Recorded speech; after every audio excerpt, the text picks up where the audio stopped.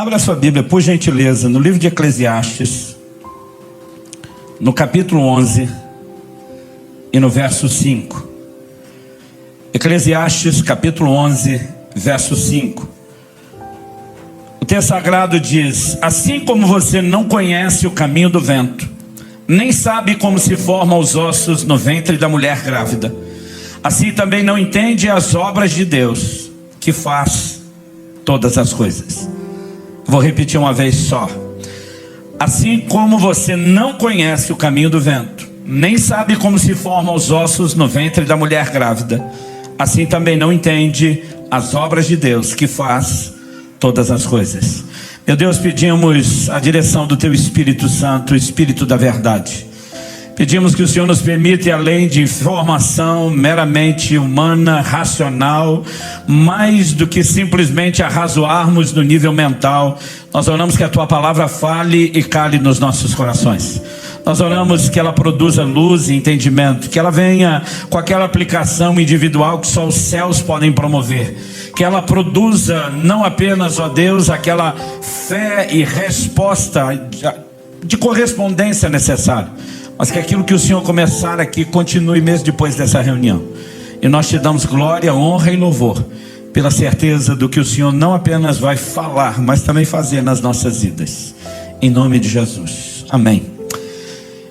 O texto começa apresentando dois paralelos, duas ilustrações, antes de nos dar uma espécie de classificação do agir de Deus. Ele primeiro diz: assim como não sabes, uma versão diz, aqui eu estou lendo, diz: assim como você não conhece o caminho do vento. Depois diz: nem sabe como se formam os ossos no ventre da mulher grávida.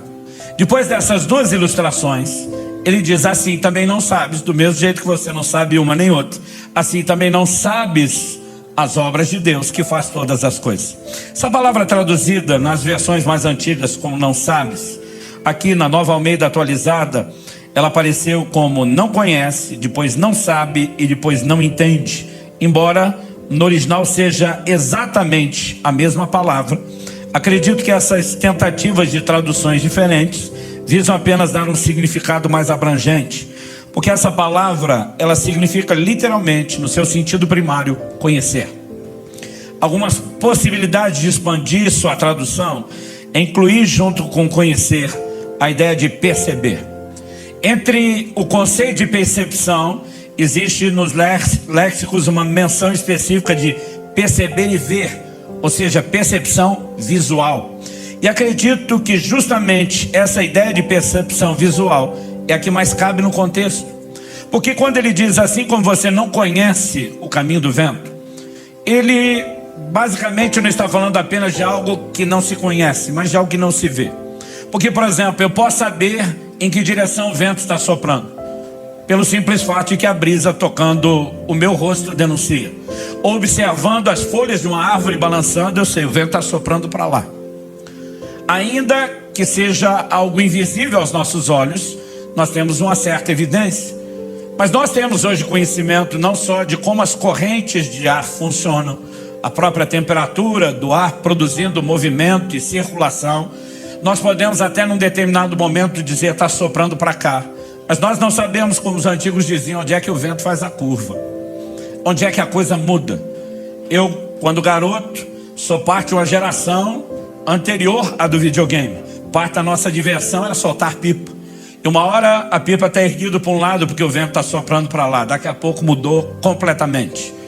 E o caminho do vento é algo que, num momento específico, com determinados meios de checar, você pode dizer agora é assim, mas você não consegue acompanhar o processo com a vista dos olhos. Quando ele muda de exemplo, ele também fala de algo que acontece fora da vista dos olhos. Quando a Bíblia diz que nós não sabemos como se formam os ossos no ventre da mulher grávida, se a palavra significasse apenas saber ou conhecer, ela nem atualizada estaria mais. Porque hoje nós temos conhecimento científico e biológico da calcificação, onde fala da formação dos ossos, é lógico, está falando da criança em desenvolvimento no ventre materno. E hoje nós temos o entendimento de como se dá a formação. No entanto, o processo acontece fora da vista dos olhos. Assim como no caso do vento, nós podemos ter algumas evidências. Mês a mês, naquela gestação, a barriga da mamãe está aumentando de tamanho, que denuncia que a criança está crescendo. Mas o processo acontece fora da vista dos olhos. Atualmente temos recursos tecnológicos que eles não tinham. Eu estou falando de mais de 2 décadas atrás, nas gravidez dos 2 filhos que Kelly e eu tivemos, a gente já pôde pelo ultrassom ir além da capacidade visual e descobrir que estava tudo bem com as crianças antes do nascimento. Eles naquela época não tinham nada que permitisse furar esse bloqueio da incapacidade de visualizar o processo. Mas mesmo nós hoje, nós temos pequenos vislumbres. A maior parte do tempo, o processo ainda acontece fora da vista dos olhos.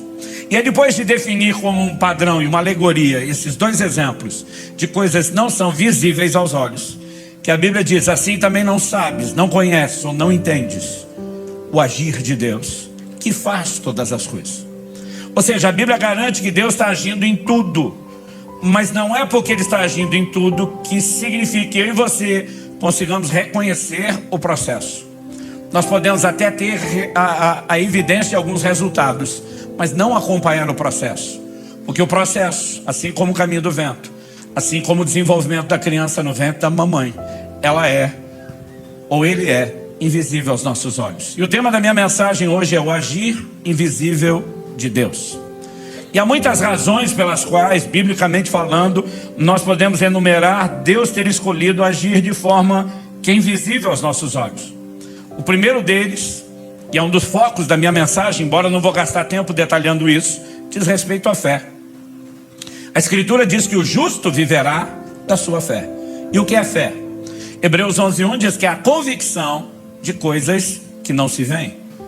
E segundo aos Coríntios, no capítulo 5, no verso 7, Paulo diz, visto que andamos por fé e não por vista, porque andar por fé não é andar pela vista dos olhos. E o Deus que nos chamou a andar em fé, Ele está dizendo que eu e você não precisamos do testemunho visual para que a gente possa acreditar ou confiar. Então Deus pode seguir agindo de forma invisível aos nossos olhos, e a gente pode seguir crendo que Ele age em todas as coisas, mesmo que a gente não esteja no controle do desenvolvimento do processo. Mas eu quero dar um pouco mais de ênfase, embora o propósito da minha mensagem hoje seja fortalecer a sua fé e confiança. Eu quero dar um pouco mais de ênfase a um outro aspecto, que eu já vou explicar na sequência. Em primeiro lugar, eu gostaria de destacar que o agir de Deus, ele vai além da nossa compreensão. Vai além da nossa compreensão, porque a mente de Deus, que tem planos em execução, é muito superior à nossa. E nós não temos a menor condição de acompanhá-lo. 1 Coríntios 2,14 diz que o homem natural, a palavra traduzida do natural é psíquico, entrega ao psique sua mente. Ele não entende as coisas do Espírito, porque ele parece loucura. Isaías 55, 8 e 9 diz que os caminhos de Deus são mais altos que os nossos. Por quê? Porque os pensamentos de Deus também são mais altos que os nossos. Então planos e projetos estabelecidos por Deus determinam caminhos mais elevados do que seriam os nossos, porque nós não temos a capacidade de pensar, projetar, planejar, muito menos gerenciar como Ele tem. Agora, há algo interessante para se destacar nesse processo. Em Provérbios, no capítulo 25 e no verso 2, e é interessante reconhecer que essa declaração, embora inspirada pelo Espírito Santo, é feita por ninguém menos do que Salomão. Um homem que teve conhecimento e sabedoria que atraía pessoas de longe para ouvi-lo dissertar sobre muitas coisas.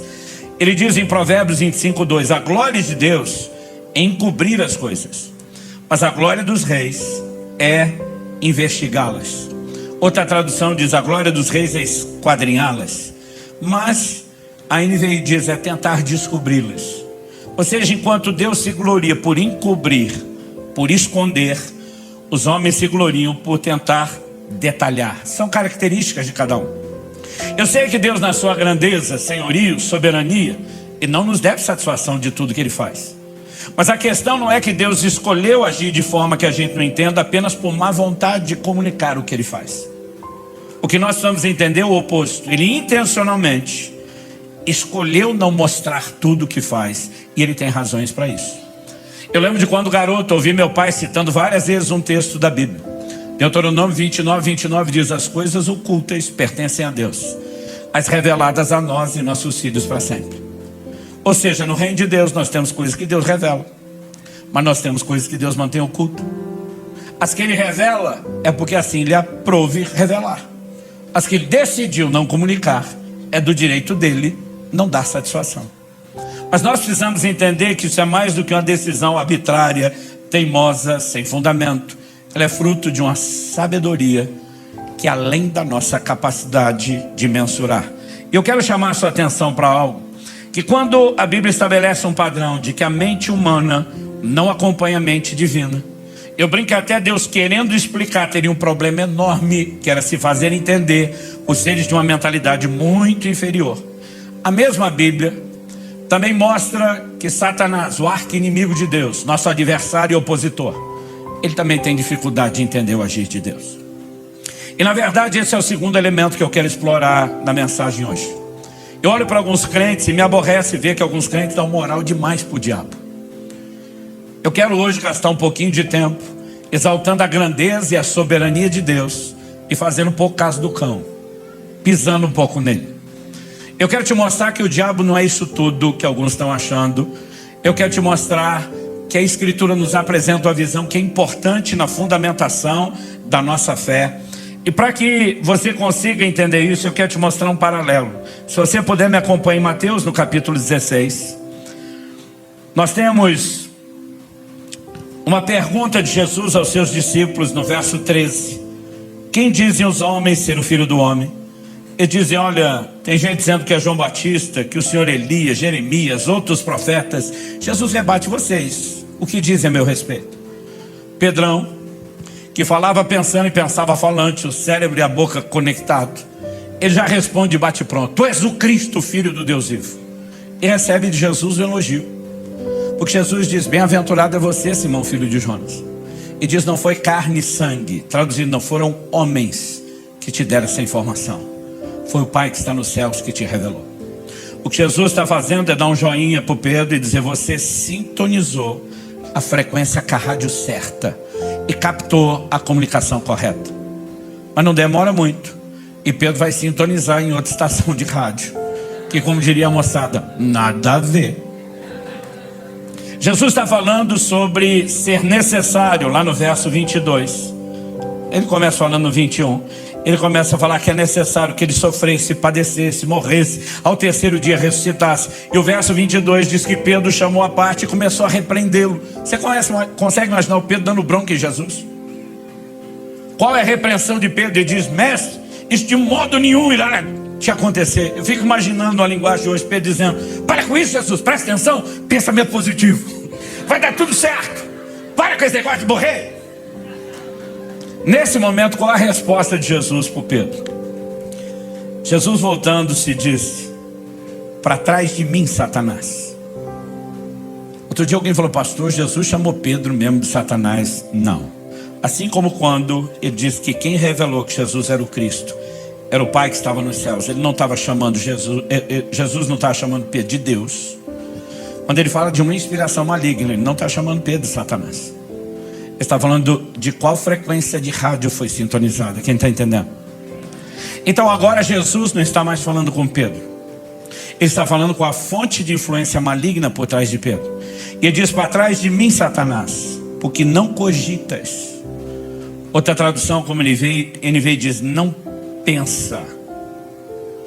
A Nova Almeida atualizada, não leva em consideração as coisas que são de Deus, e sim as que são dos homens. Aqui a Bíblia está estabelecendo um padrão sobre a mente e a forma de pensar do diabo. Ela não está no nível e no patamar de Deus. Está no nível e no patamar humano. Não pensa nas coisas que são de Deus, e sim nas que são dos homens. Pastor, o diabo, como anjo caído que é, ainda que caído, continua sendo anjo. Ele não tem uma mente superior à nossa, sim, e muito. A Bíblia diz que sua sabedoria se corrompeu, não que ele a perdeu. E é por isso que a Bíblia vai falar dos seus ardis, das suas maquinações, porque a sabedoria foi agora distorcida para o mal. Ou seja, o processador dele, falando em linguagem de computador, pode ser melhor que o nosso, mas o sistema operacional é o mesmo. A forma de pensar e processar da mente de Satanás está no nível humano, não no patamar divino. Isso significa o quê? Que se os homens não entendem o agir de Deus, Satanás e o reino das trevas também não. Pastor, isso por acaso é algum tipo de notícia boa? Sim. Por que é uma boa notícia? Porque ao não entender a forma de Deus agir, mesmo em suas tentativas de resistência, Satanás não é páreo para a multiforme sabedoria de Deus. Olha o que diz Efésios capítulo 3, dos versos 8 até o 10. Efésios 3, de 8 a 10 diz assim: a mim, Paulo está falando, o menor de todos os santos, foi dada essa graça de pregar aos gentios o evangelho das insondáveis riquezas de Cristo. Ele está falando de coisas que não se sondam, não com a mente humana, e manifestar a todos qual é a dispensação do mistério. Veio de mistério, leia-se segredo, que durante tempos passados esteve oculto em Deus. Lugar de oculto, você pode ler escondido. Esteve oculto em Deus que criou todas as coisas, e isso para que agora, não mais como era no passado, pela igreja, a multiforme sabedoria de Deus se torne conhecida dos principados e das potestades nas regiões celestiais, segundo o eterno propósito, verso 11, que Deus estabeleceu em Cristo Jesus, nosso Senhor. Então vamos entender algo. Paulo está dizendo que durante muito tempo no passado, Deus manteve algumas coisas em oculto, em segredo. E ele fez isso, por quê? Para que agora, pela igreja, ele manifestasse, revelasse sua multiforme sabedoria. Sabedoria de Deus é tão grande, é tão expansiva, é tão fora da nossa capacidade de mensurar, que a única tentativa, a Bíblia dá um adjetivo que o homem entenda, é multiforme. Ela tem muitas formas. Ou seja, ela além de gigantesca, imensurável, é imprevisível. Mas Deus fez questão de usar a igreja e o momento do aparecimento da igreja no cenário para jogar na cara dos principados e potestades sua multiforme sabedoria. A geração de meus pais tinha um ditado que repetiam com frequência e já caiu em desuso. Para indicar esperteza, eles diziam assim: enquanto você está indo, eu já estou voltando. Na verdade, isso é um encurtamento de uma outra versão que diz: enquanto você está indo com milho, eu já estou voltando com o fubá pronto. Eu diria que enquanto o diabo está indo, Deus já foi e voltou eternas vezes. E ele está mandando uma mensagem de que na obra redentora, no propósito em Cristo, ao levantar a igreja, ele jogou na cara dos principados e potestades sua multiforme sabedoria. Quando você olha para a Escritura ao longo do Antigo Testamento, não é clara a ideia de que Deus enviará seu Filho, que se fará homem e que precisará morrer por nós. Todo o conceito do reino de Deus neles era baseado no Messias que viria como um general de guerra e um conquistador no nível natural. Aliás, qual era o entendimento que eles tinham de reino de Deus? Ao longo das Escrituras isso vai sendo expandido, e o ápice é a revelação que nós temos no livro de Daniel. Quando Nabucodonosor sonha com uma estátua composta de 4 metais diferentes. Capítulo 2 fala que ele sonha com uma estátua que a cabeça era de ouro, o peito e os braços de prata, o ventre de bronze, mas as pernas de ferro. Então uma pedra era cortada sem auxílio de mãos, o que não fala de intervenção humana, mas divina. Essa pedra vinha atingir a estátua onde? Nos pés. A estátua esmiuçava, virava poeira, era levada pelo vento, não sobrava nada. Mas a pedra que a destruiu, crescia, se tornava uma montanha que enchia toda a terra. Daniel vai interpretar o sonho profético para o rei de Babilônia e diz: você é a cabeça. Babilônia foi o primeiro império de proporções mundiais na história da humanidade. Ninguém antes governou o mundo. Os babilônicos foram os primeiros, os pioneiros nisso. Mas ele olha para o rei e diz: depois de ti se levantará um reino inferior ao teu. Ou seja, mudança de metal é mudança de reino. E nós sabemos pelo livro de Daniel e a confirmação da história que os medo-persas sucederam os babilônios no governo mundial. Mas depois, por sua vez, também foram sucedidos por um terceiro reinado, já profetizado no livro de Daniel, a Grécia de Alexandre o Grande. Mas a Bíblia estava dizendo que não seria nos dias nem do primeiro, Babilônia, nem do segundo, os medo-persas, nem do terceiro império mundial, mas no dia do quarto, uma pedra viria para derrubar aquilo tudo. Qual é o quarto império? Romano. Quando que Jesus aparece dizendo: o tempo está cumprido e o reino de Deus é chegado? Nos dias do quarto império. É por isso que a expectativa estava altíssima. Todo mundo estava dizendo: a qualquer momento Deus vai derrubar o reino dos homens. Mas a expectativa deles era de um reino humano. Por isso que mesmo depois da ressurreição, Atos 1:6, os discípulos estão perguntando: é nesse tempo que restauras o reino a Israel. O que é que ele esperava andando com Cristo? Nós vamos dominar o mundo. A Bíblia diz que Tiago e João, com a ajuda de mamãe, vão interceder para Jesus, dizendo: Senhor, quando te assentares no trono da tua glória, permita que a gente se sente um à sua esquerda, outro à sua direita. O que os dois estavam pedindo? Deixa a gente ser ministro da fazenda e do planejamento. Deixa a faca e o queijo na mão da família. E a Bíblia diz que os 10 se revoltaram com isso. Por que revoltaram? Porque também queria os lugares à direita e à esquerda de honra. A maioria deles teve dificuldade para enxergar o aspecto espiritual. Por quê? Porque essas profecias não eram tão claras. Por que não eram tão claras? Deus fez questão de manter oculto, não apenas dos homens, mas do reino das trevas. Quando Jesus se manifesta, o diabo está vendido, perdido na história. A insinuação por meio de Pedro é: para que morrer? Desiste dessa ideia, nada disso. Mas quem que entra em Judas depois para negociar a venda e a traição de Jesus? O próprio Satanás. Todo dia alguém falou: pastor, bipolaridade. Eu falei: não, estava perdido. Ele não sabe se para o processo de declaração de Jesus de morte, ele não sabe se o encaminha de vez para a cruz para tentar eliminar a ameaça. E o fato é que, ao tentar se livrar de Cristo, sem que entendesse o que estava fazendo, o diabo cooperou para que a obra da redenção acontecesse. Por que ele fez isso? Porque ele queria cooperar com o plano de Deus? Não. Imagine Deus, com a linguagem de hoje para você entender, olhando do céu e dizendo: sabe de nada, inocente. Anos atrás eu vi uma declaração da irmã Valnice Milhomes, que eu gostei e incorporei no meu vocabulário. Ela dizia: assim como nós armamos ratoeiras para pegar ratos, Deus arma sataneiras para pegar Satanás. Ele coloca armadilhas diante de alguém que não consegue entender os movimentos divinos. E mesmo quando ele tenta se opor, ele acaba reincidindo num comportamento. Ele coopera com Deus. Eu sei que a ideia de Satanás a serviço de Deus é assustadora para alguns, mas esse aparente paradoxo, essa aparente contradição, ela precisa ser entendida e explorada na Bíblia. O diabo não acabou cooperando só para que a morte de Jesus acontecesse.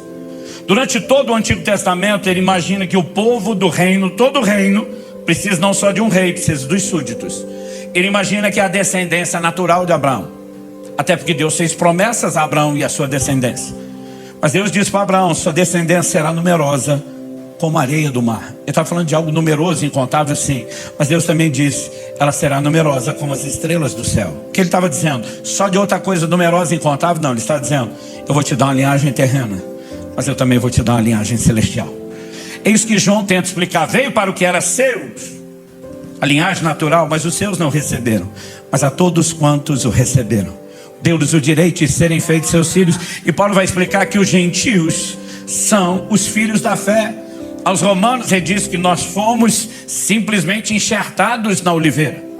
E o que eu estou tentando te apresentar aqui? O conceito de povo de Deus, olhando só para a perspectiva de Israel natural, era incompleto. No Antigo Testamento, toda a oposição de Satanás se vira contra esse povo. O livro de Esther conta a história de como num dia tentaram exterminar uma raça inteira. Mas quando o diabo acorda, ele não só perseguiu o povo errado, empurrou Jesus para a cruz, contribuiu com o plano de salvação, mas ele assiste debaixo do seu nariz a fundação e o levantamento da igreja. E a Bíblia diz: por meio da igreja, Deus está manifestando sua multiforme sabedoria. Deus está dizendo para os principados e potestades: sabe de nada, inocente. A hora que ele percebe que aconteceu é tarde, a igreja começou, o evangelho está sendo pregado com poder, um avivamento está acontecendo em Jerusalém. Mas Deus tinha dito: vocês vão receber poder ao descer sobre vós o Espírito Santo, e vocês serão minhas testemunhas onde? Jerusalém, Judéia, Samaria, até os confins da terra. Está falando de progressão. É quase como se dissesse São Paulo, região metropolitana, o estado, o país. Ele está falando de progressão. Mas ninguém saiu de Jerusalém. Pessoas vinham da Judéia, mas eles não estavam indo à Judéia. Mas Atos 8:1 diz: se levanta grande perseguição contra a igreja, porque agora o diabo vira o canhão de Israel para a igreja. E quando a perseguição começou, e ela foi intensa, Atos 8:1 não só diz que foi uma grande perseguição, mas Atos 8:4 diz que todos, exceto os apóstolos, foram dispersos. Estamos falando de uma igreja de milhares e milhares e milhares de pessoas, e só sobraram os apóstolos. Mas a Bíblia diz: por onde eles passavam fugindo da perseguição, Eles pregavam o evangelho. Agora o evangelho transcende a Judéia, alcança Samaria e começa a alcançar os gentios. Ou seja, a perseguição do diabo contra a igreja fez dele um dos primeiros agentes missionários da história da igreja. Mais uma sataneira. Nós temos muitas delas ao longo das escrituras. Martinho Lutero, o grande reformador, dizia: o diabo é o diabo de Deus. O que é que ele estava tentando dizer? Ele não está fora de controle. Eu vejo uns crentes que ficam apavorados, com medo do diabo, do reino das trevas, como se ele fosse muito mais do que é. Meu querido, a escritura diz que maior é aquele que está em nós do que aquele que está no mundo. Mas algo que nós precisamos entender é que a Bíblia não apresenta um diabo fora de controle. Outro dia uma pessoa veio falar comigo, não, e ela falava baixinho assim, olhando para o lado, porque o caborja, e o que é o caborja? A pessoa estava assim, não, fala baixo. É dizer, é o diabo. Eu falei, por que tu está chamando o diabo de caborja? Para ele não ouvir. Com medo. Eu falei, gente, nós precisamos rever essa nossa teologia. Houve uma época em que a igreja, chamada para entender batalha espiritual, começou a andar numa neurose, com medo, olhando para trás, por cima dos ombros. Ao que eu e você precisamos compreender, o diabo não está fora de controle. Alguém o rotulou como uma espécie de cachorro na coleira, só vai até onde o tamanho da corrente permite. O diabo tem movimentos que são restritos pelo próprio Deus soberano. 1 de Pedro capítulo 5 verso 8 diz: o diabo, vosso adversário, anda em vosso derredor, bramando como leão, buscando a quem possa tragar. Ele pode tragar qualquer um? Não. É por isso que Efésios 4:27 diz: não deis lugar ao diabo. Nós temos um muro de proteção à nossa volta. E se você não dá, na linguagem dos crentes antigamente, brecha, ele não tem direito de entrar. Aliás, Tiago 4:7 diz: resistir ao diabo e ele fugirá de vós. 1 de Pedro 5:9, na sequência, depois de dizer que ele está buscando quem possa tragar, diz: resistir firmes na fé. Tipo, não dá moral para ele não. Quando chegar a hora certa, Apocalipse 20 diz que um anjo descerá do céu e prenderá Satanás numa cadeia por 1000 anos. Um anjo. Não vai precisar de Miguel e todas as hostes angelicais. Um anjo só vai tirar Satanás de circulação. Mas a Bíblia diz por 1000 anos. E diz: quando os 1000 anos se completarem, importa que ele seja solto por um pequeno período de tempo, porque vai fazer um último servicinho para Deus, antes de ser lançado no lago de fogo e enxofre. E quando eu li isso, quando criança, do lago de fogo e de enxofre, eu dizia: bem feito.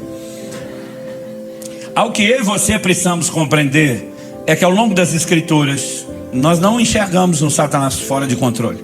Por mais que ele tente se opor em rebeldia a Deus, tente você imaginar o desafio de jogar xadrez, não só com o criador do xadrez, com a mente mais exímia possível para jogar o jogo, e que além de tudo isso, ele sabe antecipadamente todos os movimentos que o seu oponente vai fazer. Como é que alguém ganha esse jogo dessa pessoa?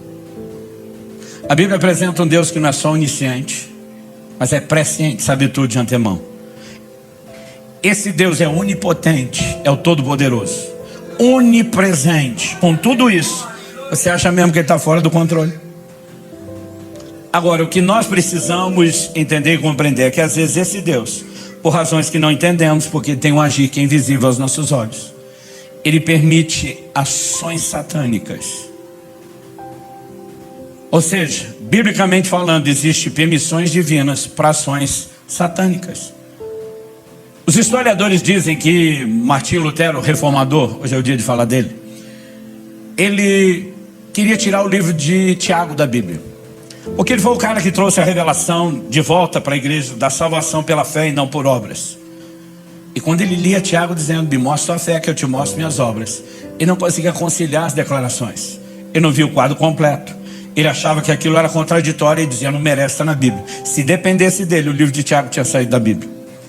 Eu nunca me preocupei em tirar o livro de Tiago da Bíblia, mas se eu pudesse tirar um, teria sido o livro de Jó.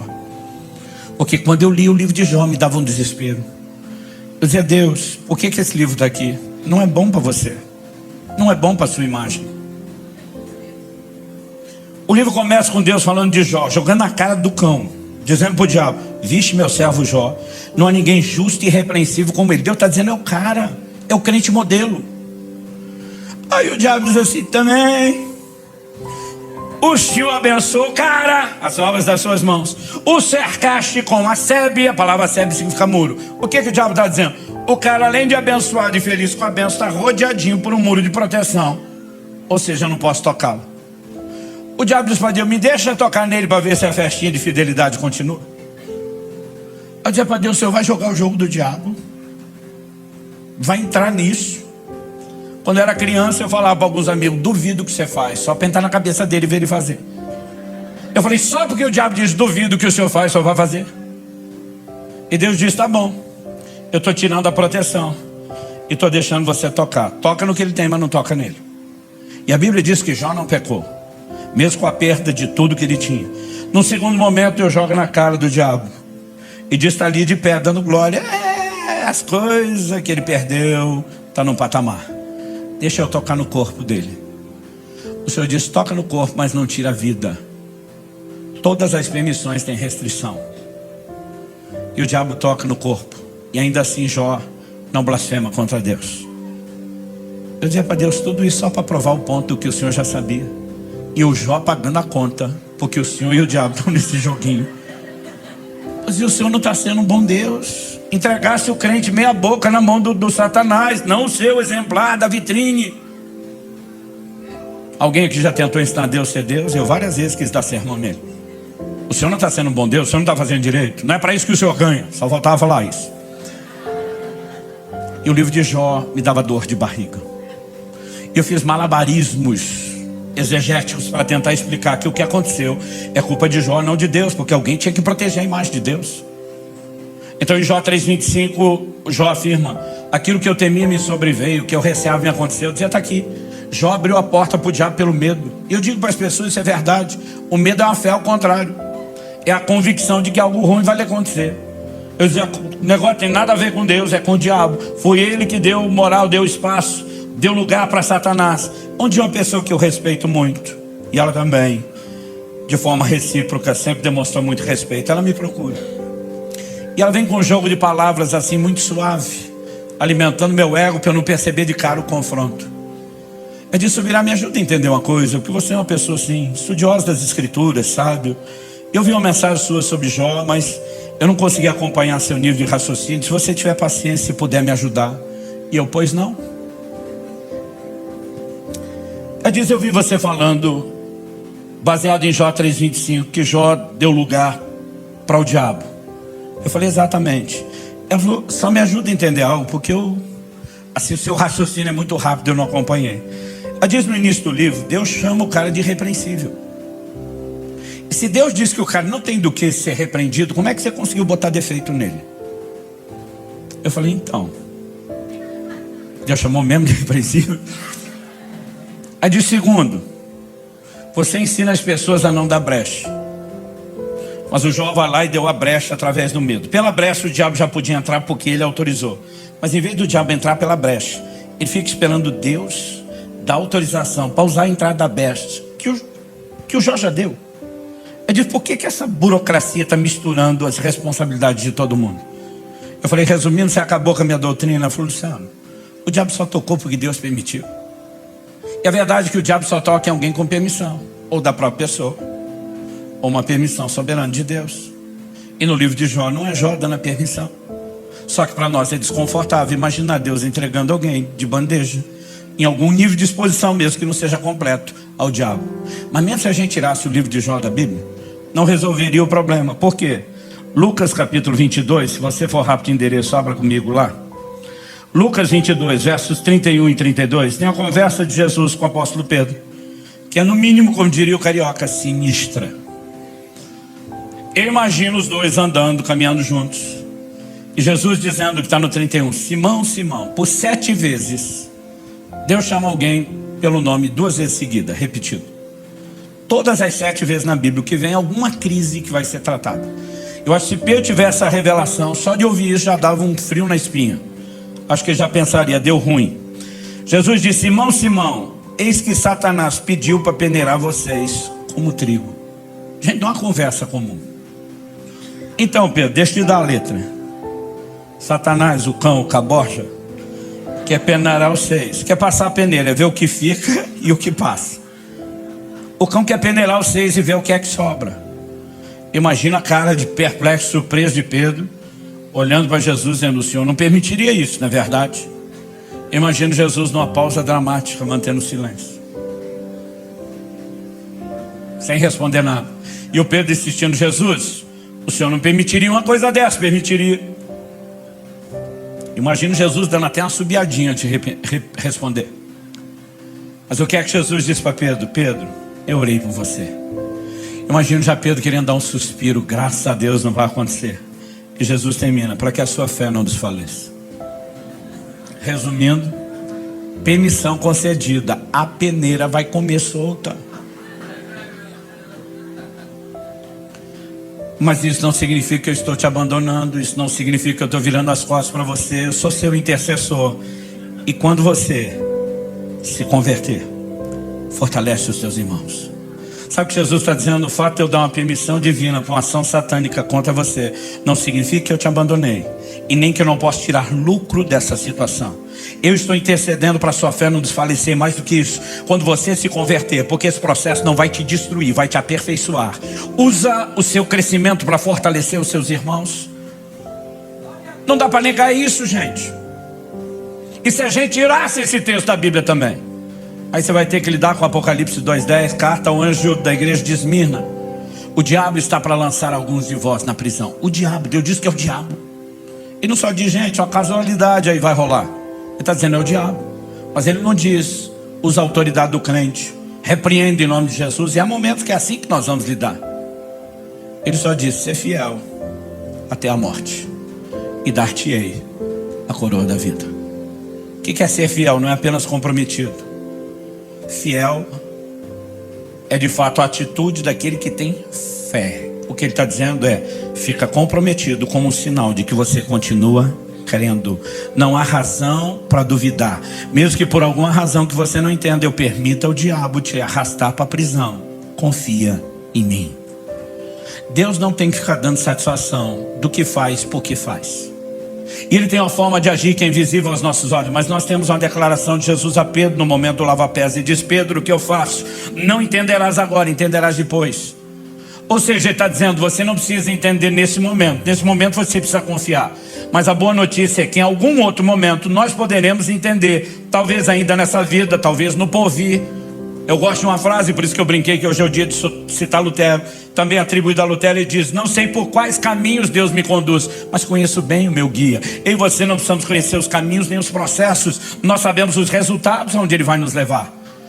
Adversidades que Deus permite não significa que Ele deixou de estar comprometido, nos amando, preocupando com cada um de nós, cuidando de cada um de nós. Olha, os amigos de Daniel foram lançados na fornalha de fogo por fidelidade a Deus. Não me parece um bom prêmio ou recompensa? E um dia eu vi um pregador: o fogo não queimou nada. Eu pensei: não é bem assim. A Bíblia diz que o fogo não queimou um fio de cabelo, eles não tinham cheiro de fumaça, não mudou as roupas, mas o fogo queimou uma coisa. Por 3 vezes a Bíblia enfatiza que os 3 foram lançados na fornalha amarrados. Mas o rei Nabucodonosor, surpreendido, olha e pergunta para aquela turma em volta que ganha para concordar com ele: nós não lançamos 3 homens amarrados no fogo? A turma diz: é verdade, rei. E diz: eu vejo 4 homens soltos. O fogo queimou as cordas que os prendiam. Porque Deus tem o poder de usar as circunstâncias adversas para nos libertar das nossas próprias amarras, para nos fazer crescer, para nos aperfeiçoar e para garantir que não virou as costas num processo que pode ser doloroso. Ele manifesta sua presença. O 4º homem na fornalha é uma prova disso. E Jesus prometeu: eis que estou convosco todos os dias, até a consumação dos séculos. Faça chuva, faça sol, dia de eclipse. Ele prometeu que estaria conosco todos os dias. E o que eu e você precisamos é confiar. Por quê? Romanos 8:28 diz: todas as coisas cooperam juntamente para o bem daqueles que amam a Deus e são chamados segundo o seu propósito. Todas as coisas. Se tem alguém que pode acreditar na teoria da conspiração, é o crente. Tudo conspira em teu favor. Não só porque você ama a Deus, mas porque você foi chamado segundo o propósito divino. O propósito não é apenas aquilo que Deus tem de forma geral para todos nós. Ele tem aspectos individuais do propósito. Nos chama alguns de nós para algumas coisas, outros para outras. E por causa do propósito, Deus diz: eu vou fazer tudo conspirar em teu favor. Ele começa a dar sonhos proféticos para José, dizendo: meu propósito é te levantar como um governante. Sua própria família se curvará diante da autoridade que eu vou lhe dar. José, na imaturidade, não administra bem a revelação, dá com a língua nos dentes, fala o que não precisa para quem não tem que ouvir. Seus irmãos ficam com inveja e simplesmente tentam puxar o seu tapete e o vendem como escravo, dizendo: vamos ver o que será dos seus sonhos. Lá no Egito, a Bíblia diz que ainda que como escravo, Deus era com ele, porque circunstâncias difíceis não significa que Deus nos abandonou. Ele cresce e prospera na casa de Potifar, mas porque é fiel a Deus, não aceita os convites e as propostas da mulher de Potifar para ir para a cama com ela. Ele injustamente é preso, agora ele vai para a cadeia. O cenário está parecendo pior do que o primeiro, mas a Bíblia diz: e o Senhor era com José. Porque as circunstâncias adversas não determinam se Deus está ou não está conosco. O que determina é a palavra e a declaração dele de que ele estaria conosco. Mas quando chega a hora certa, o José está na cara do gol, no timing perfeito para viver o plano de Deus. Por quê? Nosso destino profético não está na mão das pessoas, nem tampouco daquelas que nos odeiam ou querem nos sabotar. O nosso destino, o nosso propósito está na mão de um Deus que pode usar até aquilo que tentam contra nós para nos colocar no lugar certo, na hora certa, para viver o plano e o propósito de Deus. Quem está entendendo? Em Gênesis 45, dos versos 5 a 8, por 3 vezes, José repete para os seus irmãos: Deus me enviou adiante de vós para o Egito. Ele diz: não foi vocês que me venderam para cá, Deus me trouxe. Por 3 vezes ele diz: Deus trouxe. Isso pode levar alguns a concluir de forma equivocada que existe uma espécie de fatalismo, de predeterminismo arbitrário. Então essas pessoas não escolheram fazer o mal contra José. Deus determinou que assim fosse porque ele queria. Será que é isso que a Escritura nos ensina? Não. Porque a explicação bíblica vem do todo da Escritura e não de parte dela. Em Gênesis 50, 20, o mesmo José, falando com os mesmos irmãos, ele diz: vocês na verdade intentaram mal contra mim, porém Deus o tornou em bem, para fazer como estão vendo agora, que se conserve a vida de muita gente. Ele diz: a parte de vocês, eu não vou tirar a responsabilidade. Vocês tentaram me derrubar, vocês intentaram e planejaram o mal, mas Deus, para quem não há refúgio, tudo é reciclável, transformou a maldade de vocês em bem, porque eu sou fiel a Ele. Eu estou debaixo do propósito e todas as coisas cooperam para o bem daqueles que amam a Deus, são chamados segundo o seu propósito. Agora, se Deus pode usar o ataque de pessoas que não estão te apoiando, você acredita mesmo que os ataques de Satanás fogem ao controle de Deus? Ele tem o poder de usar os mesmos ataques e transformá-los em verdadeiras sataneiras, armadilhas, que façam com que o diabo, no final do processo, chegue a uma conclusão junto conosco: ele cooperou em vez de atrapalhar. Obviamente não estou falando daquilo que a Bíblia adverte: não dá lugar ao diabo. Alguns o diabo está agindo porque eles deram espaço e não era nada do que Deus queria. Mas há outros que não cederam espaço, e alguma permissão divina está te surpreendendo. Confie que qualquer permissão divina para uma ação satânica não é um abandono, é um gerenciamento da mente mais brilhante, que ninguém desse universo jamais poderá entender ou acompanhar, mas que tem um compromisso de cuidado com cada um de nós. O que eu estou dizendo e compartilhando essas verdades bíblicas, porque entendê-las trouxe uma profunda mudança na minha relação com Deus, na minha jornada de fé. Em agosto de 93 eu tive um acidente de carro, que não fosse uma intervenção divina teria sido fatal. E o crente dizer que foi milagre é uma coisa, porque crente é empolgado. Mas quando médicos não cristãos começam a te atestar isso, mostrar todos os resultados dos exames e dizer quais seriam as implicações naturais, ficar te dizendo: teu santo é forte, alguém lá em cima vela por você, isso é milagre, é porque algo aconteceu.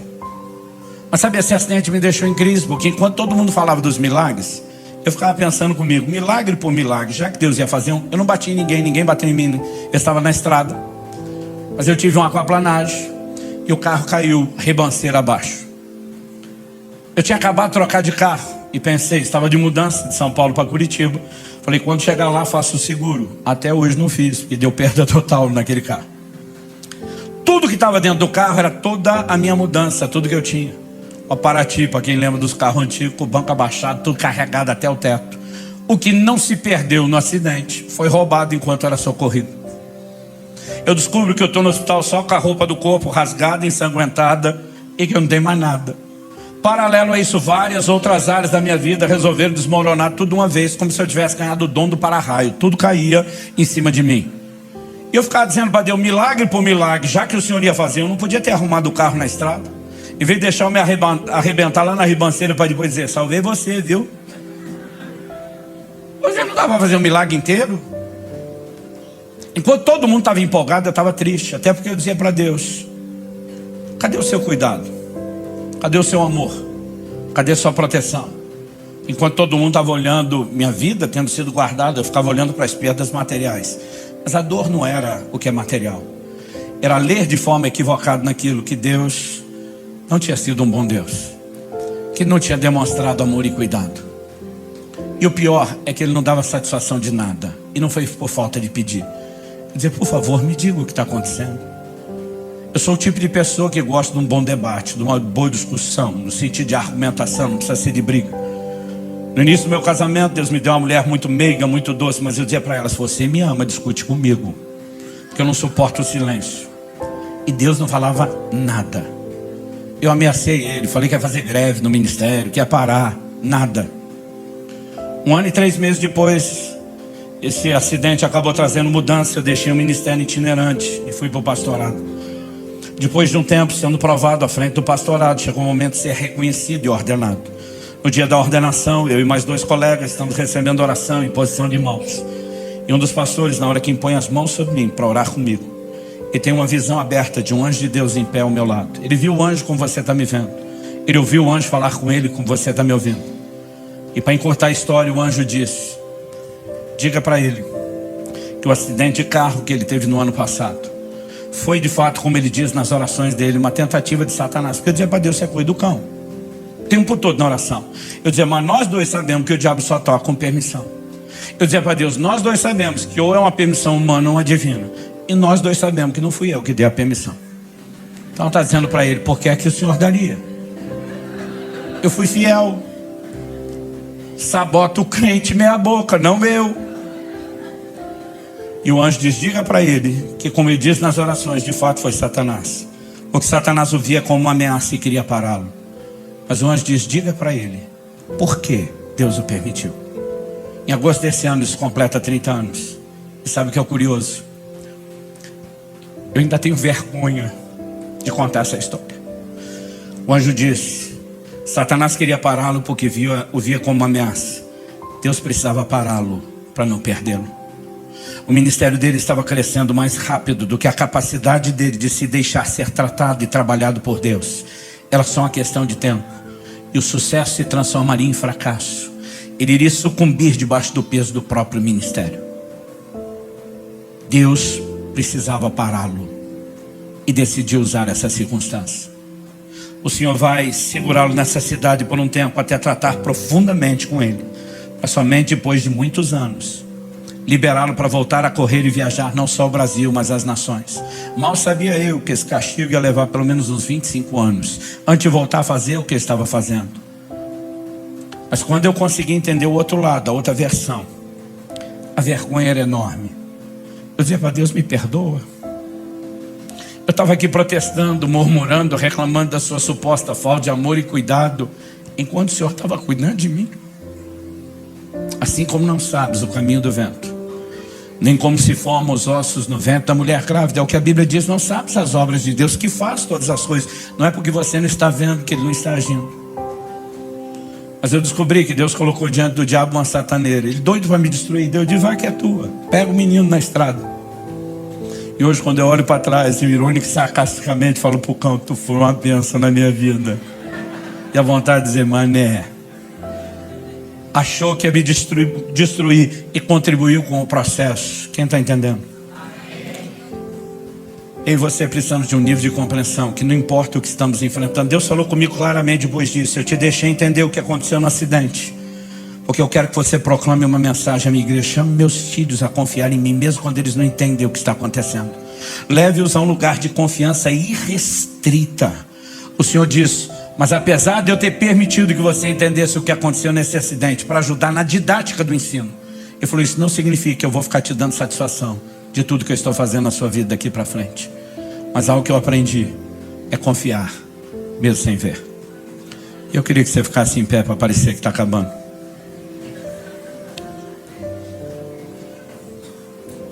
Quando eu era garoto, eu me lembro de um poema que já foi muito popular no meio cristão. O poema ficou sendo conhecido mais pelo apelido do que pelo nome. O apelido é Pegadas na Areia. Se você não conhece, eu vou resumir a história. Ele fala de uma pessoa que via toda a história e trajetória da sua vida e percebia que Deus sempre esteve ao seu lado o tempo todo. Mas quando ele olhava para a trajetória da sua história, ele via que apesar de Deus ter andado com ele naquela areia da praia a maior parte do tempo, quando ele olhava para trás nos momentos mais difíceis, ele só via um par de pegadas. E a pergunta que fazia a Deus era: aonde o Senhor estava nos momentos mais difíceis? Porque o seu par de pegadas não estava ali. E a resposta de Deus era: o par de pegadas que sumiu não foi o meu, foram os seus. Eu estava te carregando no colo. Eu vi muito esse poema. Eu nem entendia porque as pessoas se emocionavam com ele. Até entender tudo aquilo que eu passei, viver o que eu vivi, começar a entender a doutrina bíblica. Em momentos onde eu olho para trás e tenho a sensação de que ele me abandonou, eu digo: essa não é a versão real. Não tem a menor chance dele te abandonar. E diz: eu estou contigo todos os dias, convosco, todos os dias, até a consumação dos séculos. E diz: eu é que sei os pensamentos que eu tenho a seu respeito. Quando Deus fala isso para Israel, ele está dizendo: não é você que vai dizer que sabe o que eu penso. Quem sabe o que eu penso de vocês sou eu. Eu é que sei. Ele diz: são planos de bem, não de mal, para vos dar um futuro e uma esperança. Eu creio que nessa noite Deus quer provocar nossa fé e confiança a um novo nível de resposta. E eu creio que Ele quer derramar de forma sobrenatural nesse lugar um bálsamo. Porque muitos de vocês estão com a dor entalada aí dentro, lutando para não sucumbir a nenhuma crise de fé, mas completamente perdidos no processo. Deus está dizendo: para de procurar entender o que não sabes agora e entenderás depois. Chegará um dia onde eu não sei se Deus vai dar explicação, se nós vamos entender automaticamente. Chegará um dia onde com certeza haverá entendimento.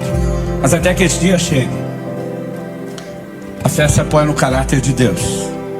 E um Deus está acima de qualquer suspeita. Eu queria que você falasse com Deus por uns instantes e cresce que é uma provisão sobrenatural hoje, de um bálsamo para tocar essa dor aí dentro de você, que você sabe o que é. Espírito Santo, se o Senhor não agir, terá sido só uma palestra, no máximo motivacional.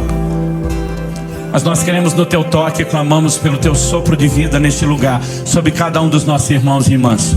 Cumpre o teu propósito, o propósito pelo qual o Senhor tem liberado a tua palavra, e que a graça que acompanhe a ação do teu Espírito execute tudo aquilo que o Senhor intencionou. Nós oramos em nome de Jesus. Se você crê e concorda, diga amém. Se você recebe essa palavra, diga: eu recebo em nome de Jesus.